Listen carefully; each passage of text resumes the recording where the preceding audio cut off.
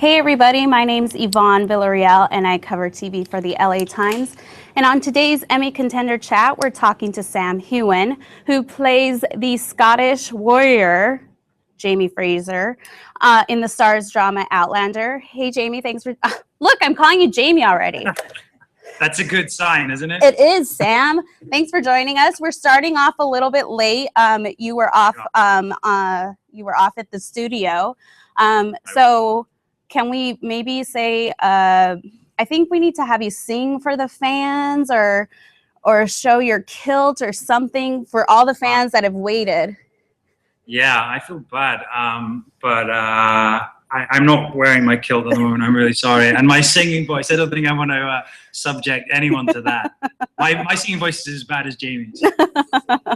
Well, I just want to give the fans a heads up. You know, we are talking to Sam via Skype or a video conferencing system. So if things do get a little wobbly or if we lose him, bear with us as we try to get him back. Hopefully it'll stop during an image of him and not me. So at least you have that to deal with.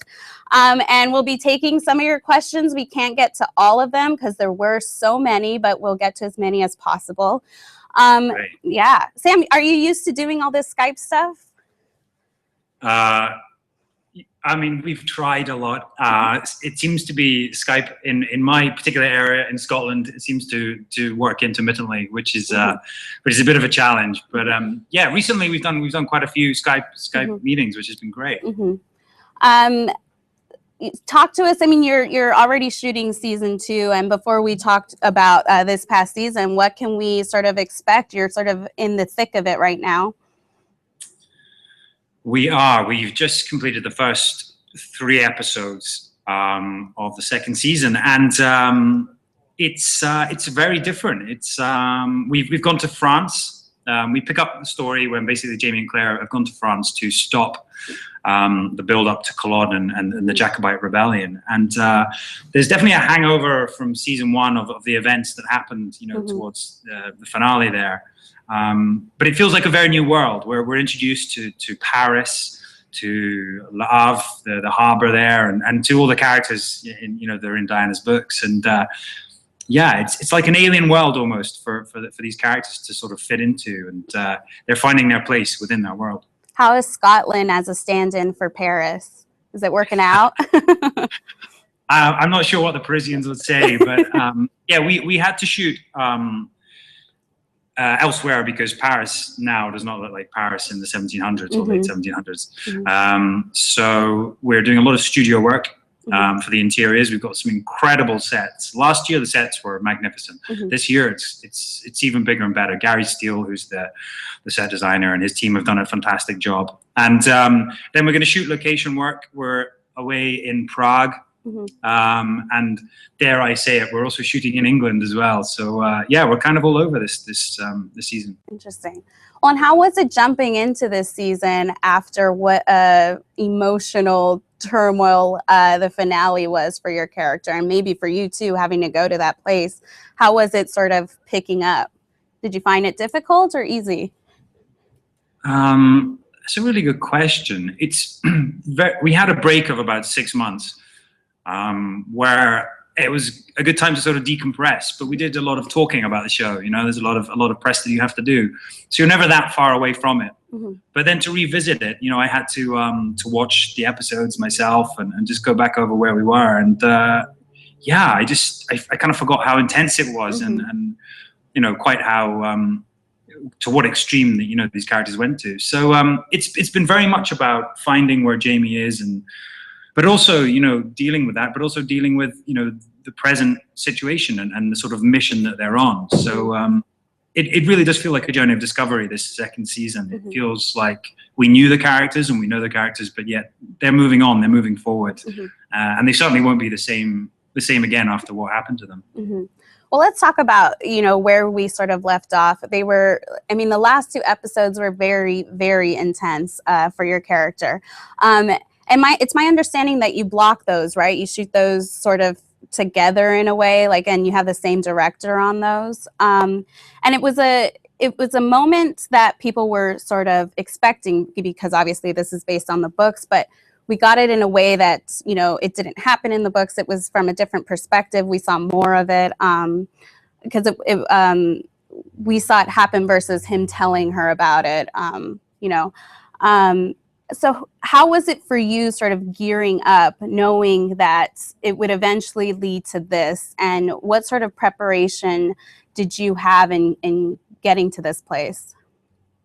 Yeah, correct. I mean, so the finale basically dealt with, you know, the sort of torture and subsequent rape of Jamie, but also, you know, coming to terms with that and sort of addressing that as well. And I knew it was part of the books. We knew it was going to come. It was going to come up. It was going to be featured within the season. And yeah, I was very aware, even from the starting and signing on to the show, that this was there. And I really, in a sort of strange way that actors do, looked forward to it and almost relished it, because it was a chance to go somewhere that, you know, you don't normally get to go, and to test myself. And I just feel very fortunate that we had a fantastic director in Anna Forster, who also did a couple of other episodes in the season.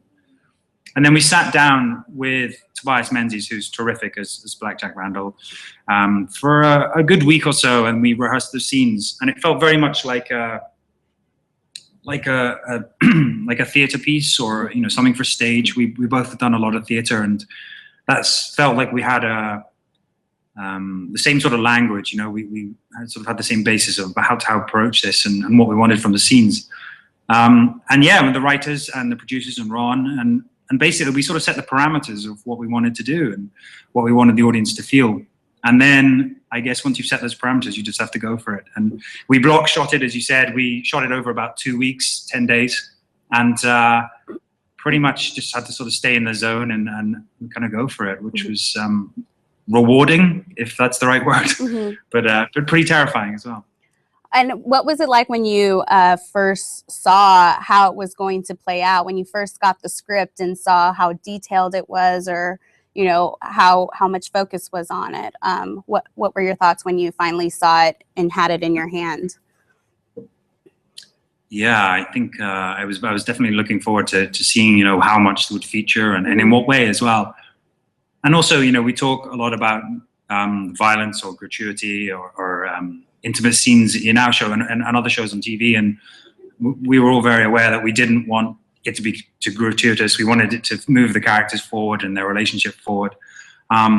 So we almost blocked the arc of Jamie's breaking down and what Black Jack Randall's doing to him, and wanted to really plot, you know, the arc of Jamie losing himself and almost being recomputed or reprogrammed by Black Jack Randall.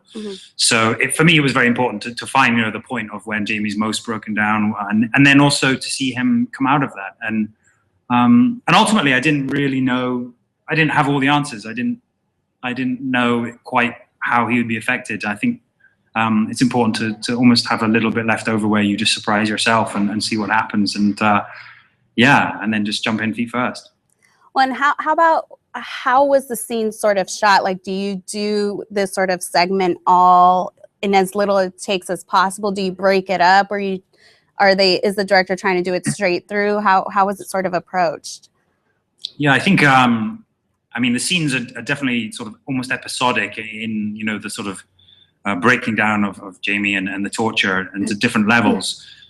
But then when we got to sort of the major scenes towards the end, Anna seemed to like just to run them. And I think it's important for an actor as well. Sometimes you just like to get a good run at something, and that can be very draining because you're in a scene and the scenes can be, you know, maybe 7 minutes long, 10 minutes long scene. So it's pretty intense, but I think, you know, with a lot of coverage as well, you can get some really great stuff. And, you know, there were definitely moments that we'd drop in on and try and pick up, but ultimately, yeah, they were great. They were very thoughtful for the actors and let us, you know, run through them. But I mean, there was an instance where we were doing the you know, the most brutal scene with Jamie, and I thought we were going to cut before the end, and we didn't. And I do remember feeling at that moment, you know, not just slightly out of control, and it was pretty terrifying, I think. And yeah, certainly it sort of all kind of helps in playing the character, I think, to put yourself there. Well, and I know it's been a while since you shot those scenes, but if you can maybe like recall, you know, maybe what it was like in your trailer before you're about to embark on shooting these. I mean, how do you, I don't know, like, not like hype yourself up, but how do you get into that mental state? I know like when I'm about to do a big interview, it's sort of like, I need everyone to shut up. I need to look at like my list of questions. Sometimes I'll listen to a song or something to get me in the zone, but how do you sort of even prepare for something like this when it's just you in that trailer? I hope you weren't in your trailer listening to music and having to get psyched up for this interview. I was. But you're doing well. It really worked. But I wish I'd done that. No, we had a lot of prosthetic work in those scenes.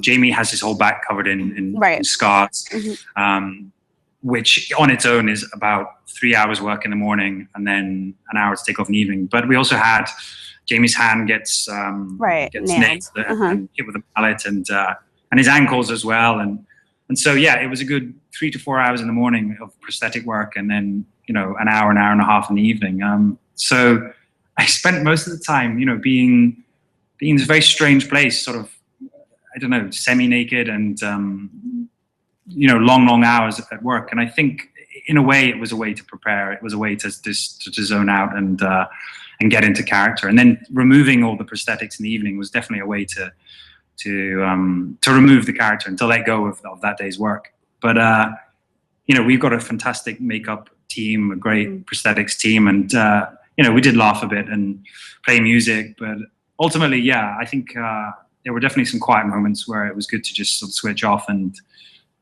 just prepare yourself for whatever comes next.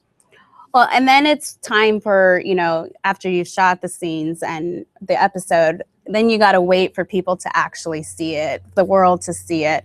What did you make of sort of the reaction? Because it was sort of like, it was a very controversial episode, and it sparked a lot of, think pieces about rape on TV and rape in society. And some thought it was, as you mentioned, a little too gratuitous, that it was a long scene, and others thought it was, great that we finally got the perspective of male on male rape. But talk to me about, did you read any of these essays that sort of the scene spawned, or what did you make of the reaction? Yeah, I think relief that people had finally seen our work. I think we talked about it for a while, and so I was, relieved that it was out there. I knew that I felt that we'd done a good job on it, and I felt that we hadn't been gratuitous. I think Ron Moore has very good taste. I think he wanted to cut it in a way that when the viewer would look away is when he would do that cut. So yeah, I guess relief that people have seen it, and if it spawns a debate about gratuity and TV, then I think that's very important. And I was very aware that at the same time, another TV show, Game of Thrones, had also featured something similar. But going back to even the intimate scenes in our show, that we had a wedding episode where there's some sex scenes, and I think if you actually look at it, we maybe don't show a lot, maybe not as much as other shows. But I do think we find a lot more intimacy, a lot more, I don't know, maybe we just let the camera sort of linger a little bit longer on someone, so you start to feel uncomfortable as a viewer. But it's certainly not, I think, gratuitous. I think it's certainly been well thought about. How about Diana? Did she sort of text you or email you during this whole process, even like while shooting and then afterwards, having seen the finished product? What were her thoughts? Yeah, Diana's she's a wonderful supporter. Hopefully we can keep her as a supporter, not a critic. But she's been wonderful. She's very active within offering support or advice. There are times when we talk quite a lot about certain parts of the show or certain elements of the character, and other times we just talk, random drivel. But I think at that point I don't think she was. We were really corresponding an awful lot. I think she maybe let us do our thing, and I think throughout the whole shooting of the whole show, she's kind of done that. I think she's given us the freedom and the space to kind of go for it. And then occasionally when she sees something, I know that she watches the rushes every day, which is slightly terrifying, but she does watch them every day. And then when she sees something she likes or has a, you know, a comment on, she'll let us know. And I think that's great that we've got her support and her blessing. Mm-hmm. Well, I want to get to some fan questions because there have been many. One that I have here is, what has been the most difficult part of portraying Jamie? Wow, the most difficult part of portraying Jamie.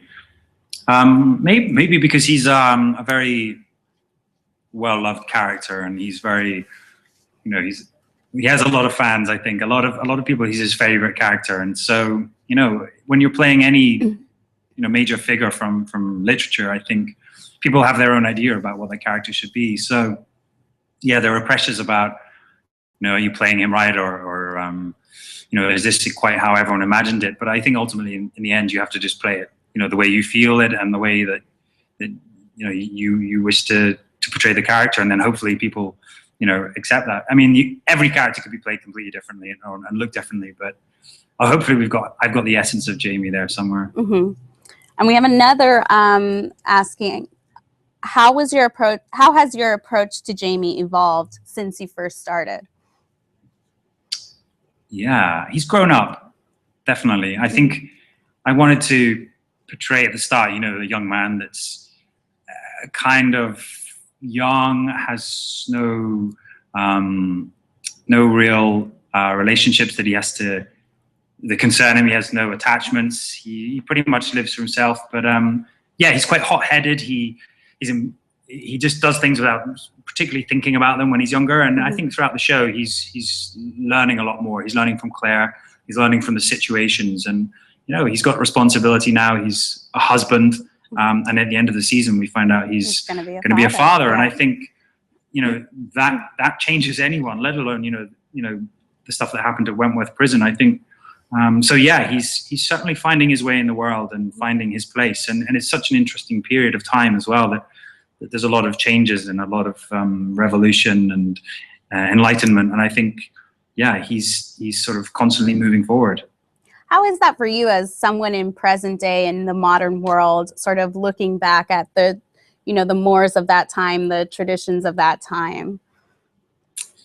Yeah, there's definitely periods or parts of the script you look at and you think, is that too modern, or is that how they would think in those days? I mean, certainly in season 1, we really looked at how men at the time and the period were held to their word. You know, they were men of honor, and what does that mean? What does it mean to give your word for something? And it seems maybe almost a little bit more black and white in that period. You know, if you say something and you do something, then you can be held to that. And certainly in the present day, that's maybe not so important to people. But I'm constantly surprised by modern elements. The other day we were talking about the police, which I felt was a very modern term. We're talking about Paris at that period of time. And of course, then I looked up and did a bit of research about the police and found out that actually at that period, the police was a very prevalent and prominent sort of body that had just been created. And I felt, wow, it's amazing that these things that we use, you know, are sort of still prominent now, if that makes any sense. Well, and you're supposed to be aged 20 years in the second season, right? Or no? Yes. Yes. Well, we haven't quite got to that yet. You haven't got to that yet. Yeah, but it does feature, I think, about 20 years. And I've had some conversations with Ron about how we're going to do that. And it's exciting. It's, you know, I think for me, when we do approach that, it's going to be more about, less about the visual, but certainly that will be addressed. But it'll be more about how is Jamie? How has he grown up? You know, what attributes has he gained? And I think it'll probably be about weight. Maybe not so much as in putting on weight, but about just the weight of experience. Well, let's get some more questions. We've got one that says, you know, the finale was so intense. Did you have to distance yourself from Tobias before filming, or was there anything about episode 16 that made you hesitate? I think Tobias and I kind of left each other to ourselves. We we were really collaborative in the rehearsal process. We both had ideas for each other. We both discussed the script, and as I said before, then once we'd set the parameters and sort of discussed what was going to happen, I think we both just trusted each other and went for it. But yeah, there wasn't a lot of small talk. Primarily, we were kind of kept separately because, between takes, I'd be taken off to the prosthetics room and have, whatever makeup, reapplied, or the prosthetics sort of retouched up. So in a way, it was quite good that we were kept separate. And I think you don't want to joke around or lock around too much, because I think those scenes certainly needed a level of concentration. Mm-hmm. Well, and all of the second half of the season, we really saw a different side of Jamie. Like, he wasn't this sort of idealistic kind of guy. We did see his pride and his ego and sort of take over at times. And, the second half picked up with your sort of voiceover, the perspective of you in the first episode. How was it sort of exploring that side of him? Yeah, absolutely. I mean, as you said, the first half, he's kind of on the periphery, and he tells Claire a lot. He tells the viewers a lot. But yet you still don't really know who Jamie is. And some of the actions he takes are, quite brave, but also, slightly almost pig-headed or stubborn. Mm-hmm. And we see a lot more of that in the second half of the season. We see that his history with his sister and his father, and some of his failings, some of his weaknesses, maybe. Mm-hmm. And it was great. I think any actor would relish, the chance to have voiceover, or to just sort of begin to dig deeper into a character. And I think it's through Claire that Jamie primarily learns things, but all these other relationships and history actually really is telling for Jamie. And it sort of feels that he's slowly being layered. As the more we shoot, the more that we find little bits of information, or little bits of history that sort of add to Jamie's character as a whole. Mm-hmm. I like the scenes with Jamie and Jenny. Those are really... Yeah, I'd absolutely love those scenes as well. Mm-hmm. Laura Donnelly, who plays Jenny, Fraser, Jamie's sister, we actually knew each other from drama school in Scotland, and we just shot a movie in Norway before I started on Outlander. So we did have a bit of history, and it was so nice. And she's a terrific actress. She was recently on Broadway, and it's great to have someone that's Jamie's equal. Claire is a very strong-willed person as well, but yeah, Jenny brings another side out of him. It's almost that side that Jamie can't control, mm-hmm. like you are with your parents. They just somehow manage to wind you up, yes. When you don't want them to. Mm-hmm. Well, we have another question.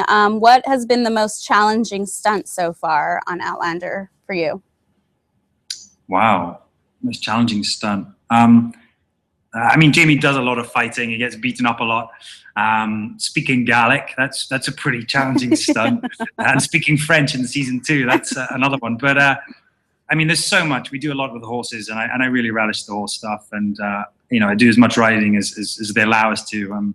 But there's been a few times, where the horses get a bit spooked, or they don't like the weather, or they just decide they don't like you. So there can be some hairy moments, but we've had some great battle scenes. We did a three days on a night shoot in a sort of quarry which was covered in mud, and we had all these cameras set up on myself and on Graham McTavish, and it's a shame it never actually made the edit, but that probably was the biggest biggest action scene we did. Interesting. Well, and do you have a favorite new character from the new season? We're gonna meet one of your exes. We see a cousin of yours. There's a new antagonist. Talk about sort of exploring or getting some additions to the cast. Absolutely. Well, there you see, there's his ex, and that sort of there's a history there, and that's interesting. But we've also got Fergus, who is this almost surrogate son, French thief that Jamie and Claire sort of take into their household, and that's a really interesting dynamic, And actually, even the actor Roman Beru, who's playing him, is just an amazing child actor, and he comes in, and the atmosphere on set changes, and I think it's really interesting to see how that dynamic and how that affects Claire and Jamie's relationship. And then we have, as you said, we've got some great French actors on board, some quite famous ones that are all terrific. And we have a character play called, Bonnie Prince Charlie, who's, a great historical figure, and Andrew Gower, who's the actor playing him, is doing a terrific job, and he's a real character. And yeah, I think it's about time we saw Bonnie Prince Charlie on camera again. Well, and how would you say playing Jamie has changed you? Like, because I can't imagine inhabiting a character like that with all this that he's gone through, all the turmoil, and it not sort of affecting me. Like, I'm sure it must, have an effect on you. Yeah, I think every character you learn something about yourself. You try and bring yourself to it. But I think, yeah, not only the character of Jamie, but I think just the whole process. This is the biggest TV show I've ever done. This is the biggest job I've ever done. So even the media, the press, being a lead character in a show, you learn a lot. And I've learned a lot about my stamina, about my patience, about what's necessary. What you have to do your job. It's and every day is so different. So it's challenging, but it's even on the hardest days when you're on a night shoot or you've got a lot of work on. I think you're always reminded of what an amazing job this is, and I'm almost sad already that season 1 is done and that we've moved on from that, because it'll never be like that again. But it's also exciting to be going to new territory. Are you excited for when it's like your time to reach age 60 in the book? Because that's happening.